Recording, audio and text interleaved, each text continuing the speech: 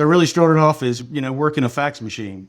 So they had like a bank of fax machines and this just, feeding those things all day long. And it was just like back in the days of paper, no fax servers. It was first in, first out. Right. We had several hundred, maybe a couple thousand investigators all across the country running in and out of courts, grabbing hard copies of information and faxing that stuff back to the shop in Charlotte.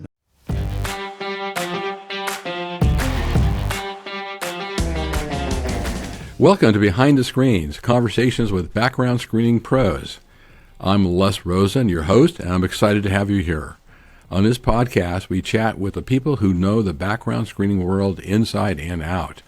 Executives, industry experts, legal pros, and more. We dive into their personal stories and insights to give you a real look at what's happening behind the scenes. Whether you work in the screening industry or are just curious, Behind the Screens bring you the real, unfiltered conversations from the people who make it all happen. Stick around for stories you won't hear anywhere else.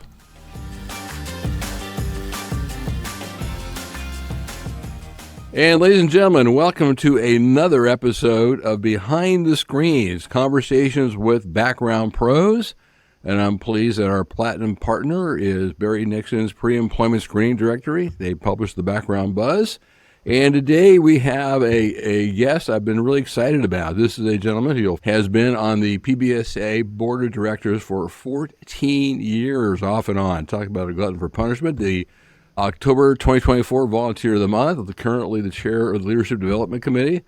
One of the hardest working guys you can find, and plus one of the nicest guys you can find. And I think you're going to find out one of the most interesting guys in the industry. Ladies and gentlemen, I have my pleasure to introduce Dean Carras. Dean, welcome to the show. Thanks for having me. And I'm not the chair of the Leadership Development Committee. I'm just part of it, one of the soldiers in the committee. Well, listen, you're one of the soldiers doing the hard work. So let's start off. Why don't you get us up to date? Tell us what you're currently doing and what you find most interesting about what you're currently doing. So currently, I just started a new position. I've been in the position for like a little over 2 months, maybe getting ready to be 3 months. So I'm working with IDI, which is a red violin company. They've been in the industry for a long time. My position is the VP of Background Verification Solutions. And it's a really kind of a loosely defined role that I'm going to be doing there. They're into a lot of different verticals. It's all about identity, fraud. It's about know your customer. It's all about using analytics to take data and make smart decisions using that data. Well, you're on the cutting edge. So what do you find most interesting about that position? Why do you like that position? It's a step away from what I used to do. So for years and years, I've been a compliance guy. So I've been chief of compliance. I've been VP of compliance. Compliance has always been part of what I've done probably over, for like maybe the last 15 years or more. Mm-hmm. So this is going back to the roots, more operational, more subject matter expert, getting into the weeds with what the data is, different ways to use it. And all the people that I work with are super smart and highly motivated. Well, that's interesting. You say going back to your roots. So I know that you've done just a ton of compliance, mainly on the supplier side. So maybe take us back a bit and tell us what your path was. How did you get into the screening industry and kind of the path you took and where you've been and what got you to where you are now? Sure. So I started, 20-something years ago. So I was a magistrate for the state of North Carolina in Charlotte. Got to the point where that was just, it was not where I needed to be with a young family that was starting off. I was working rotating shifts. And then the last 5 years, I worked straight third shifts. So it was time to get out of that. And I answered an ad for the Pinkertons with working with Fred Giles. I would say that Fred was one of my original mentors. He got me into the business and it really started at the beginning. So when I rolled in and started talking to Fred, it was, if I'm going to do this thing, I need to be as good as at least the average person out there in every job that I'm going to be responsible for. So I really started off as, working a fax machine. So they had like a bank of fax machines and this just, feeding those things all day long. And it was just like back in the days of paper, no fax servers. It was first in, first out. Right. We had several hundred, maybe a couple thousand investigators all across the country running in and out of courts, grabbing hard copies of information and faxing that stuff back to the shop in Charlotte. And started off just doing that, feeding the fax machines, worked my way through all the jobs until, ultimately ended up being their director of data acquisition.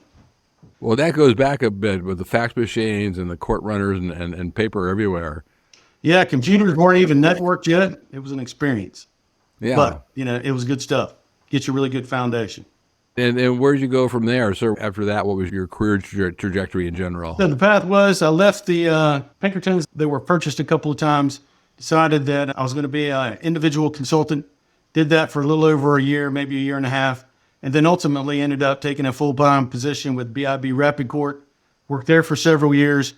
Ended up hooking up with Cliff Williams and Innovative Enterprises. We really hit it off and ended up building a pretty awesome team there over the years through several purchases. Ultimately ended up working for Workforce Solutions and then came to Red Violet. Glad to be where I'm at. It's exciting to learn some new stuff.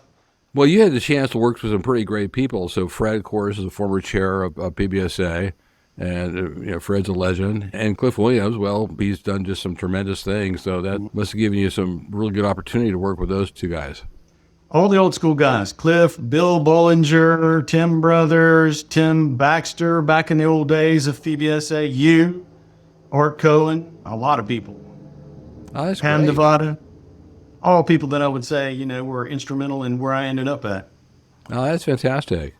So you'd mentioned you were a magistrate, and that's not something we have out in California.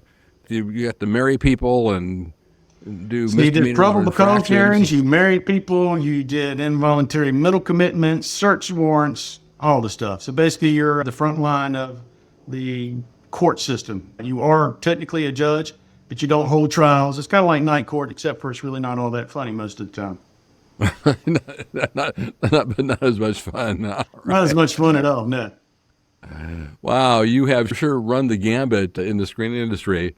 Well, before we switch from screening to your personal stuff, I'm going to take a couple questions out of order here. In your time in the industry, because obviously you go back from the fax machine and papers to now modern analytics and AI and machine learning and blockchain and everything else. What was the top of mind? What's the biggest change you've seen in the industry? The trend towards taking the identifiers off of criminal records, I think that's a trend that's not trending in the correct way. And I think PBSA is on the front lines of trying to, educate our people who are making those decisions, your people at the local court level and our legislators. And I think the other thing that's going to be huge is going to be AI, is to be on the front of that, but make sure that whatever you're doing is, you're doing it in a very responsible manner. I think the whole transparency and how you acquire and use data, I think that is going to be huge to gain some trust back with the consumers. I think that we need to do a better job of educating people on what we do and why it's important. And when you say educating people, you mean court clerks, basically? Court Judges? clerks, legislators, the public, internally. That's one of the great things that PBSA has is an awesome education path and, the availability of all the information and the smart people who help develop it. Great. So we mentioned PBSA, the Professional Background Screening Association, formerly NAPBS, the National Association of Professional Background Screeners, changed when things had more international focus. And did I say that correctly? You were on the board of directors off and on for 14 years? Yeah, they're not sure. It's 13, maybe 14, but, Okay. A long time. Well, I guess what comes to mind, no good deed goes unpunished. So, It was an awesome experience. And I think that, it's been huge in my career development. On the flip side of that, I've made some really awesome lifelong friends. right. I've grown up and probably not politically correct, but grown old with a lot of these people. And, they're important to me and they've made a difference in, where I've ended up at and how I got here. So that's interesting. You mentioned that you've spent a lot of time with all the veterans and so forth, but now you're with leadership development. And tell us about that. What does that do? So leadership development, I think it's not new at PBSA, but I think that we're really going to start focusing on being aggressive, on identifying our future leaders, recruiting, grooming. I don't want to say, teaching them, but, just helping them on a path to taking some of these leadership roles that we have. The whole association doesn't run unless we have good volunteers. People like me that are, in it to win it and have been for a long time. Those are the next people that we need to find. And we need to make sure that, you take our passion and we pass it on to them. Those are the guys that are going to have to pick up the ball and run with it as we grow. And, as more and more people that were there at the beginning start to retire or, they're not able to be as committed as they were. And how do you see that going? What are you trying to do? Who are you looking for? And if you find people that might be good volunteers and the next generation of leaders, what direction are you trying to steer them into? Just to take the first step, just to volunteer, to be on a committee, to be involved in several committees. It's not really that much of a time commitment. You show up for a conference call or two, you listen to what's going on, and go to a bunch of the different committee meetings. And at some point, the hope is that you'll find something that sparks your interest, or they'll be talking about something and it'll give you a great idea. And then not be afraid to take that idea to somebody who's already in the association and running a committee and say, hey, I've got this great idea and I think that we could do whatever it is. And it's, incumbent upon the people who are on these committees to drive those ideas and, help people take their idea and make it, a thing. Yeah, that's fantastic. So how do you go about identifying people and looking for people and encouraging them to step up and that's the trick. You find them at conferences. You find them through the people who are already leading committees and are involved in committees. And I think at some point we're going to have to do some, more recruiting. And I'm not sure how we're going to do that. Mm-hmm. We've only been to 2 committee meetings, but, we got some really awesome people that are on the leadership development committee. And I think that early next year we'll have an idea of how to do a better job of recruiting. Oh, that's great. I mean, I'll just make a sort of an editorial comment. One of the great things about PBSA is that it's a meritocracy. And you have, new people come into a group and they see the veterans and they all kind of know each other and they figure, well, how can I break into it? Well, it's easy. You just roll up your sleeves and get to work, right? And raise your hand. Part of the, that'll get you there. Yeah, if you raise your hand, they will get you in. And it really is just that easy, folks. Just raise your hand, and if you have a commitment and skills and leadership abilities, you will find your way. I mean, from being a committee member to a co-chair to a chair to getting on the board to being an officer, it's open for anybody who wants to, right? There's no barriers. Absolutely. Yeah.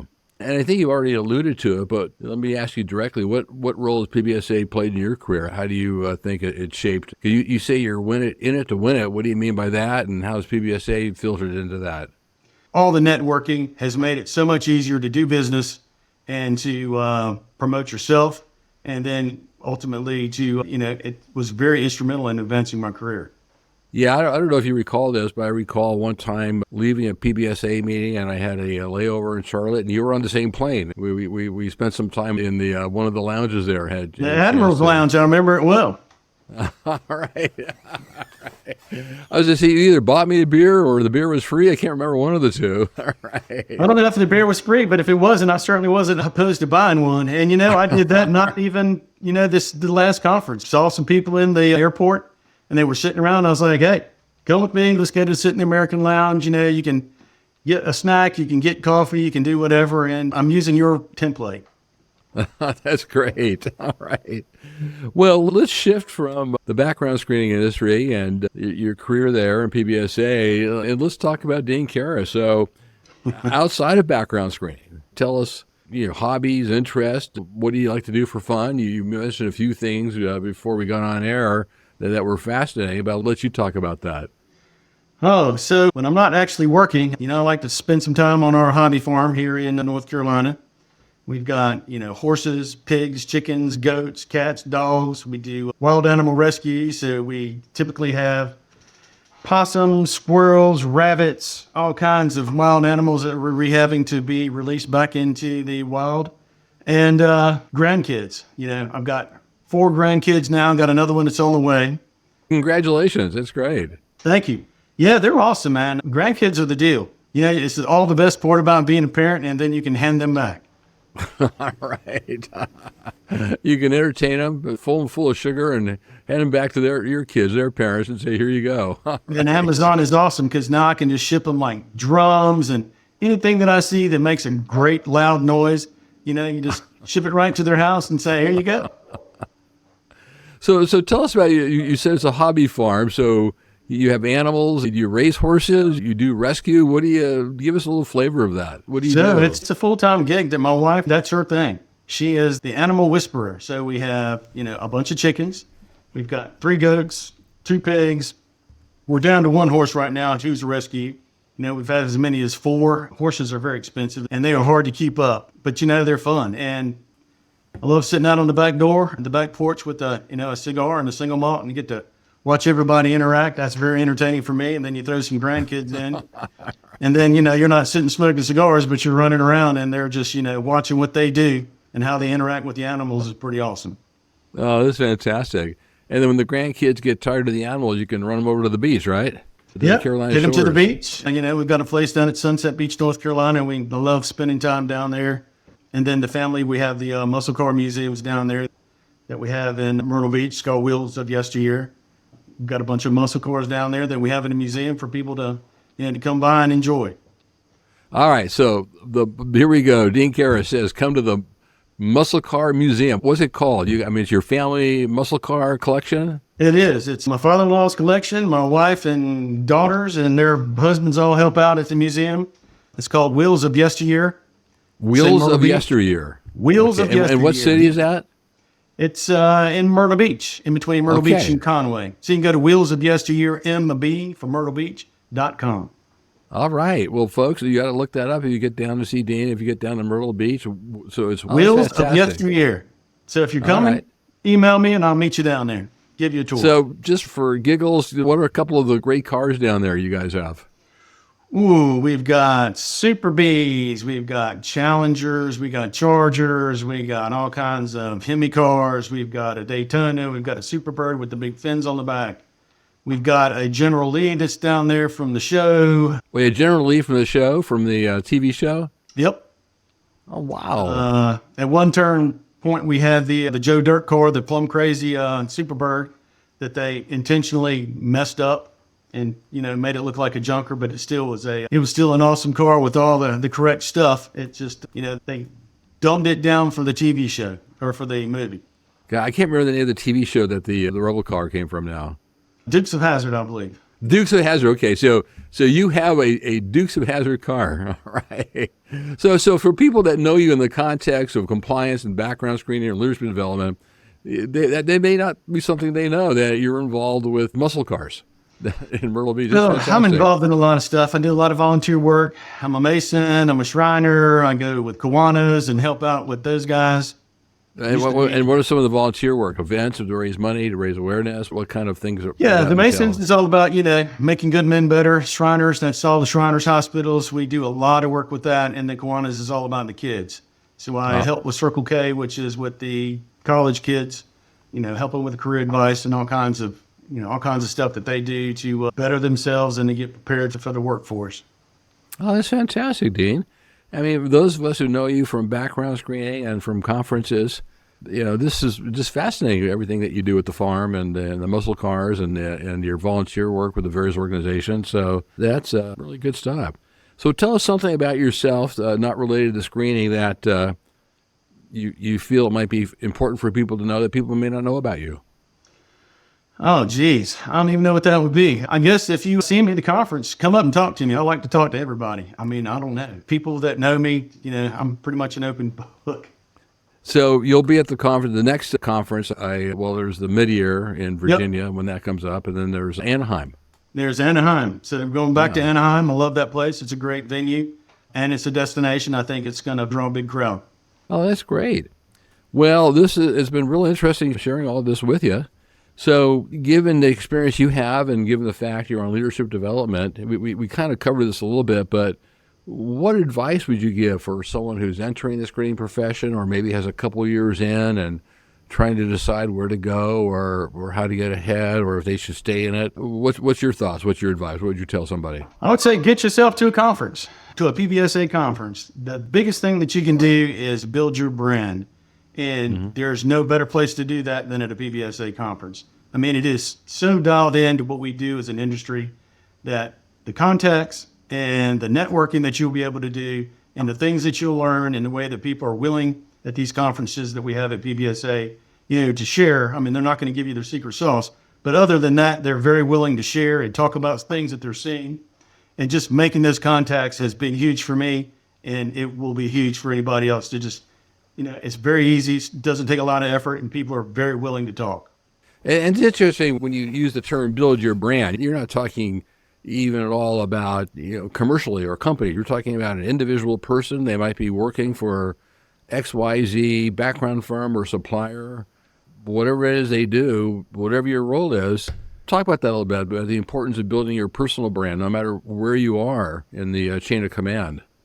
Yeah, and your personal brand is, it's like what people will remember about you, and it's the foundation that you build your professional career on. So, you can have the brand of that I'm the guy that goes and gets stuff done, whatever it is, but yeah, it's all about building your brand. And I think that's a great point, because even if you are employed by someone or paid on someone's payroll, there's that whole theory that you really are your own company. You might get a paycheck from somebody, but you need to build your value, build your brand. Building your brand is a way of building the value that you bring to any organization you're with, regardless of whether you're in charge or somewhere in the middle, is that building the brand and adding value. And PBSA is one of the easiest places to do that. You'll make awesome contacts, and you'll meet people that you've seen how the industry has gone. It changes every day, but it's always the same. The person that's a customer today may be your strategic partner tomorrow, and may be part of your company tomorrow. You just never know, the way that that's very circular. People you get bought, you get sold, you move jobs, but this is not something it's a pretty closed industry. You don't go to school to learn how to do it. Very few people go, they come out of college and go, hey, I want to be a background screener, or I want to do, fraud work or whatever. It's just, you end up falling into it, and it's really hard to get out of. All right.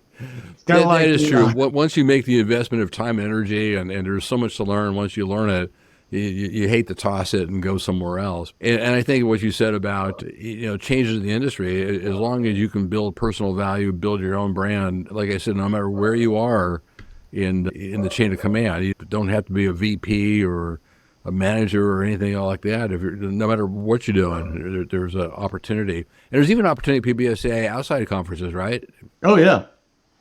Yep, you get involved in the committees, committee meetings, you get involved with projects. I mean, you can put as much or as little time in, and your volunteer work as you feel you have time to do, but it's all about how much time you want to spend, and you're going to get in what you put out. You can work on small projects. Some people don't want to commit to, running a program, but, maybe they'll do a small piece of it or something that interests them, and, they can do a one-off project. And there's a ton of opportunity to do that. And as you do that, people see how you work, how you interact with other people, and all that, that's all building your brand, everything that you do. And I like your point. You can do it in baby steps. You don't have to just jump in and immediately be in charge of something. You can be on a committee and do one part of one large project and see how that goes, and then go a little bit bigger. And over a period of time, people see what you can do. And I've seen people advance that way. Yeah, absolutely. Absolutely. And also, it's just great advice to anyone, because the key word in PBSA, and even in the old name, NAPBS, was professional. Yep. Being a professional, right? Well, Dean, it's been a pleasure talking with you here. I don't know, given everything that you do with all the volunteer work and the farm and the museum, and then you work full time and put your heart and soul into that, it's just amazing you even have a half hour to spare for me, so I really appreciate it. So before we go, any closing thoughts you want to share with our hundreds of listeners in the background screening industry who might be tuning in to find out more about Dean Carras? I would say that don't be resistant to change, because that's a cornerstone of what we do, and just get involved. Well, if there's anyone who exemplifies being involved, man, as I look through your resume and hear about everything you've done and your 13 or so years off and on in the board of directors, you are the living definition of involvement in building a brand. So it's been a pleasure spending time with you, Dean. Yep, and I've gotten way more out of it than I've put in it, that is for sure. Well, and I think that's the key thing. It turns out that the more you put in, the more you get out. That's true. I suspect you didn't get into it with the idea you're going to get something out of it, but it turns out that way, right? Yeah, it does. It just, more than just something you need to do, to something that you kind of are. And, it's just that quick. And, Okay. Well, listen, ladies and gentlemen, you have listened to another episode of Behind the Screens. Our guest today was one of the busiest guys and accomplished guys in the background screening industry, Mr. Dean Carras. Dean, pleasure spending time with you. Thanks for having me, Les. I appreciate it. Thanks a lot.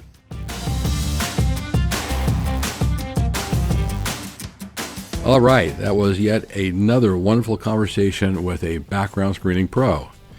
If you enjoyed today's episode, don't forget to hit subscribe so you never miss an update. And hey, if you got a moment, we'd love for you to leave us a review. It really helps get the word out. For more info or to catch up on past episodes or to make suggestions or to suggest possible future guests, head over to our website. Once again, this is your host, Les Rosen, and it's been a pleasure to bring you another episode. See you on the next episode. Thanks.